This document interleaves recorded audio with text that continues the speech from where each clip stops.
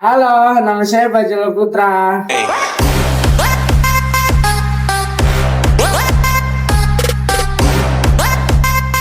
Halo, aku Laura. Salam kenal.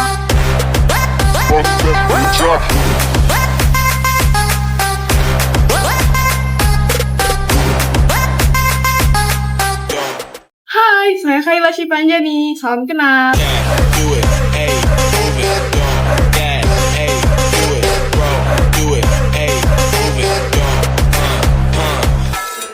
Halo, saya Sultan.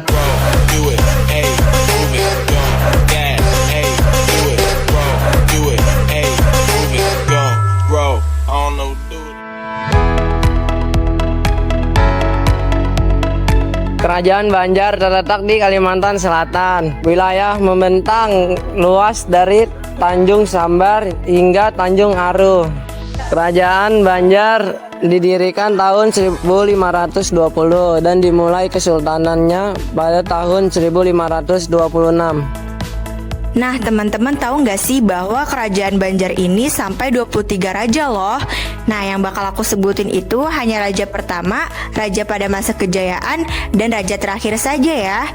Nah, raja pertamanya itu bernama Sultan Suryansyah yang akan aku bahas di awal mula berdirinya kerajaan Banjar. Yang kedua itu ada raja pada masa kejayaan, yaitu Sultan Mustasin Billah. Dan ini juga akan dijelaskan oleh temanku loh di masa kejayaan. Nah, teman-teman penasaran gak nih gimana awal mula berdirinya kerajaan Banjar? Mari kita ulik yuk. Pada masa itu, Kalimantan Selatan masih di bawah kerajaan Daha, yang pada saat itu dipimpin oleh Pangeran Sukarama. Ia mempunyai 3 orang anak, Pangeran Mangkubumi, Pangeran Tumenggung, dan Putri Galuh. Peristiwa kelahiran kerajaan Banjar bermula dari konflik yang ada di dalam istana Daha. Konflik terjadi antara Pangeran Samudra sebagai pewarisah kerajaan Daha dengan pamannya Pangeran Tumenggung. Seperti dikisahkan dalam hikayat Banjar, ketika Raja Sukarama merasa sudah hampir tiba ajalnya, ia berwasiat agar yang menggantikannya nanti adalah cucunya, Raden Samudra. Tentu saja keempat anaknya tidak setuju dengan sikap ayahnya itu. Terlebih Pangeran Tumenggung yang sangat berambisi. Setelah Sukarama wafat, jabatan dipegang oleh anak tertua, yakni Pangeran Mangkubumi. Waktu itu Pangeran Samudra baru berumur 7 tahun. Pangeran Mangkubumi pun tak terlalu lama berkuasa karena ia dibunuh oleh pengawalnya yang berhasil dihasut oleh Pangeran Tumenggung. Dengan meninggalnya Pangeran Mangkubumi, maka Pangeran Tumenggung naik tahta. Pada saat itulah Pangeran Samudra dan Pangeran Tumenggung pun menjadi musuh. Nah, dari situ Pangeran Samudra pun meninggalkan kerajaannya dan pergi ke wilayah Banjar. Dari situ Pangeran Samudra pun menyamar menjadi nelayan. Akan tetapi ia ketahuan oleh Patimasi yang menguasai kerajaan Banjar. Nah, dari situ pun Patimasi menyarankan agar Pangeran Samudra meminta bantuan kepada kerajaan Demak. Nah, kerajaan Demak pun menyetujui, akan tetapi dengan satu syarat, yaitu masuk Islam. Dari situlah kerajaan Demak menolong Pangeran Samudra untuk melawan Pangeran Tumenggung dengan mengirimkan 1000 tentara kepada Pangeran Tumenggung. Di situ pun Pangeran Tumenggung pun kalah dan Pangeran Samudra menang. Sesuai janjinya, Pangeran Samudra pun masuk Islam serta kerabat dan keratonnya. Dari situlah Pangeran Samudra menjadi raja pertama dan kerajaan Banjar pun tercipta. Pangeran Samudra pun diberi nama Sultan Suryanuwah atau Suryansyah, yang dinobatkan sebagai raja pertama kerajaan Banjar. Nah, teman-teman, sekarang kita masuk ke masa kejayaan nih. Kejayaan kerajaan Banjar terjadi pada masa pemerintahan Sultan Mustasin Billah loh. Pada masa pemerintahannya, kerajaan Banjar menjadi pusat perdagangan terbesar. Pencapaian pada masa kejayaan tersebut ialah meluasnya kekuasaan kerajaan Banjar di daerah Asia Tenggara, begitu pula dengan perdagangannya semakin erat.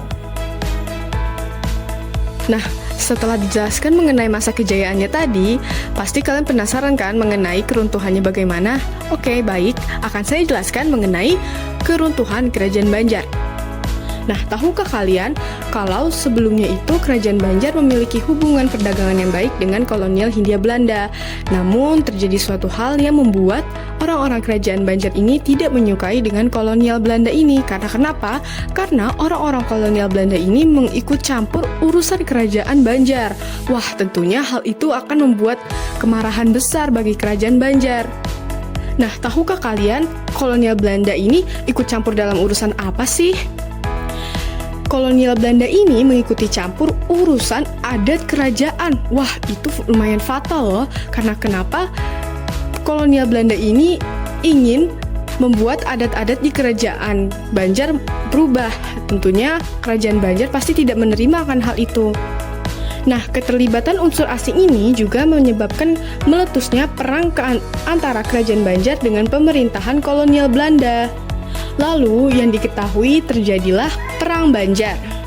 Nah, Perang Banjar ini terjadi dalam 2 tahap, yaitu pertama dari tahun 1859 sampai 1863. Perlawanan kedua terjadi pada tahun 1863 hingga 1905. Nah, peperangan ini berlangsung hampir setengah abad lamanya, berakhir dengan kekalahan di pihak Kerajaan Banjar.